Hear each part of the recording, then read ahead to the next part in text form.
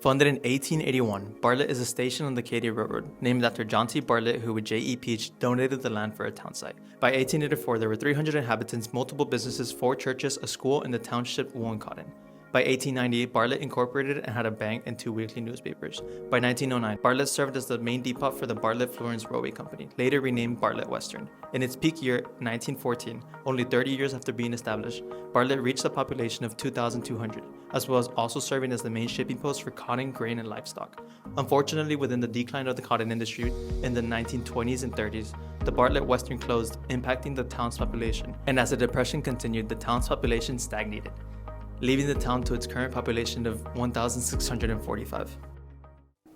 Which brings us to today. Well, at the time of the filming of this video, it was May 5th. So, which brings us to May 5th. I just had discovered the town through a TikTok. I saw it, it was like abandoned towns in Texas, and it was near Austin. So I was like, you know what, that's a 4-hour drive. Let me text my friends, see if they want to go. The conversation went somewhat like this.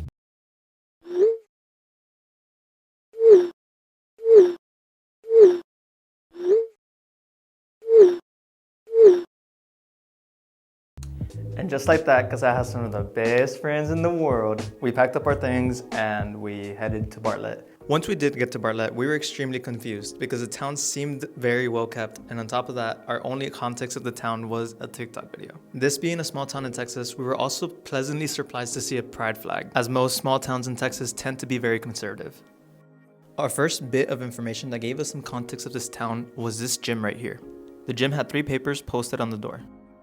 The first paper was a document written to the mayor and the council members of Bartlett, Texas. To summarize, this is a notice of public hearing for special exemption or variance. The document is written by the property owner Lewis Dawson. From my understanding, Lewis expresses that he received some sort of assistance for the property, that property being the gym, but that neither him or his family received the same courtesy on his other property. This lack of assistance resulted in the death of their son Greg, and the other 2 papers were their tribute to him. As we continued walking into the town, we also noticed a heavy amount of art. Nearly every building had at least one piece of art covering it.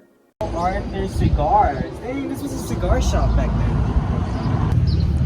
So what are your thoughts on the art right now?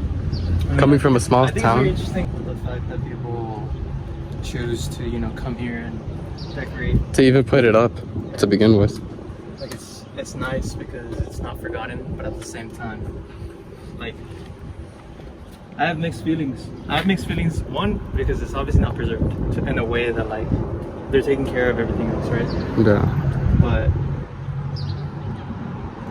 I mean, you see, this is like new and current art. This is like people that are continuously putting out work. Yeah.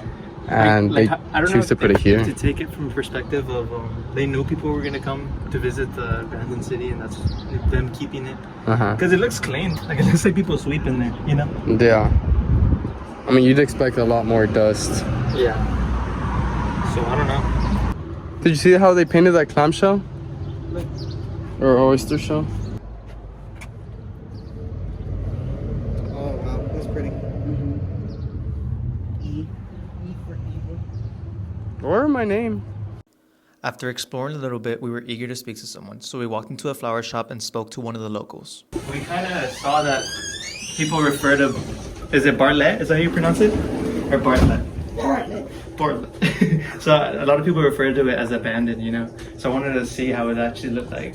We're on our way to Austin, but I wanted to stop by to look into it. Okay. Do you know, like, because I'm looking at most of the spots and like it's a bunch of art mixed into the abandoned nature of the town, but like. Well, they did a sidewalk art show, and they change it every so often, just until the buildings get Renovated? That's what he's working on. Gotcha. An investor bought all the buildings. Really? So do you know, like, roughly, like, how is that going to affect your shop, or is it going to bring in more people? Probably by the time he gets it done, I'll be gone. No, don't say that. He's going kind of slow. No, don't say that. I just got you. Don't say that. But I mean, he's already owned it for, I guess it's going on 4 years. But COVID hit, and so that stopped everything. Yeah. And so he's in between New York and Austin and here, and so he gets something going, and then he kind of stops. Yeah. Do you know him personally? So I've met him. Yeah. Nice guy. Yeah. Do you know any of like why it's abandoned and all that? He came in with big bucks. Everybody ran, took that money and ran. You know, that's why there's nothing. I mean, I'm the only store in the grocery store that's left. How long have you been here? 33 years. Wow. See, I'll be gone soon. No. So you're saying that basically because the investor came in here with a lot of money and promises. Right, but the town has gone like this ever since I've been here, up and down, up and down. At one time, there were probably 25, 30 shops, and then it's just, we don't have anything naturally to draw people here except for the brick streets and the older buildings, and they were just getting dilapidated because people that needed to make a living couldn't take care of their buildings too. Yeah, as far as coming in. I saw there was a sign on the other, by the gym, like people were struggling to not only get the funding for their buildings, but then for their own homes. Like they were receiving support for their businesses, but their own families couldn't even live off where they lived. So, it's gone, like electricity's super high at some points, like extremely, mine would be twice as high here as in my home. Wow. Because I live in another town. Yeah. But it's just that, ups and downs. But like I said, it's been a booming town a couple of times since I've been here. What brings you back, if you don't mind me asking? What? What brings you back, if you don't mind me asking? Is it your shop? Or like? Oh yeah, this is my shop. And why haven't you moved, if you don't mind me asking again? Why haven't I moved? Uh-huh. I love what I do, and I love my little shop, and I love the people that are in here. That's all you need. Every day's fun. I love Not that. a job. And after 33 years, if you can say that without working, that's good. Yeah. That's right. That's what y'all be sure and get that. And after a successful interview, we each took the time to buy from Debbie. If you ever find yourself in the Bartlett area, make sure to stop by and say hi to her for us. After our interview with Debbie, we saw this market going on, and it really piqued our interest. We got a little cupcake and decided to approach another local for an interview. Once I started looking into it, I saw that there's a lot of renovations into it. So I was like, it's not really a ghost town. And even now that we're here, like, it's very vibrant. Andrew?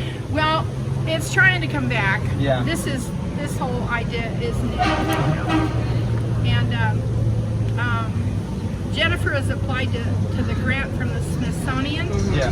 Oh, The shoot. Smithsonian's supposed to come and bring their exhibit here, and it's a whole big thing. So Jennifer Tucker is a historic preservationist who has invested a lot of love into Bartlett. Jennifer is the owner of Bartlett Secrets, which has a website, a YouTube channel, and also hosts a walking tour. Jennifer also owns a shop, has helped edit a book, and has turned many locations such as this bank into Airbnbs. And we're very lucky enough to meet Becky, who is a broker who works very close to her. Yeah, have a good one.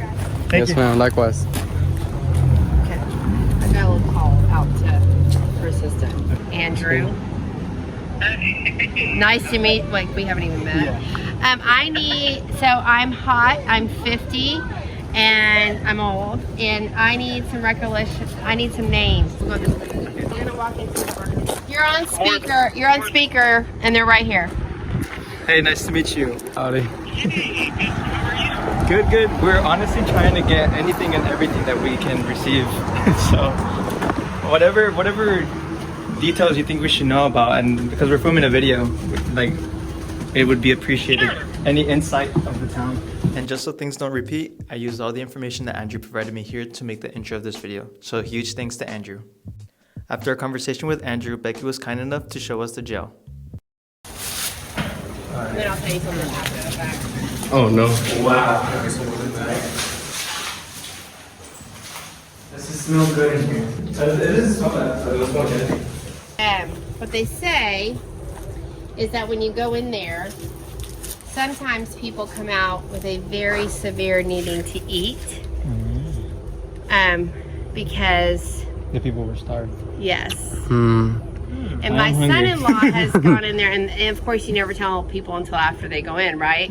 My son-in-law has gone in there, and like after he came back, he's like, I'm starving. Yeah. Then of course he was told like that's the Because they were starved. That's the feeling thing. that people have mentioned when they've gone in there. Yeah. I'm still curious, even though it's probably the same Oh, thing as sure, it is. sure. Absolutely.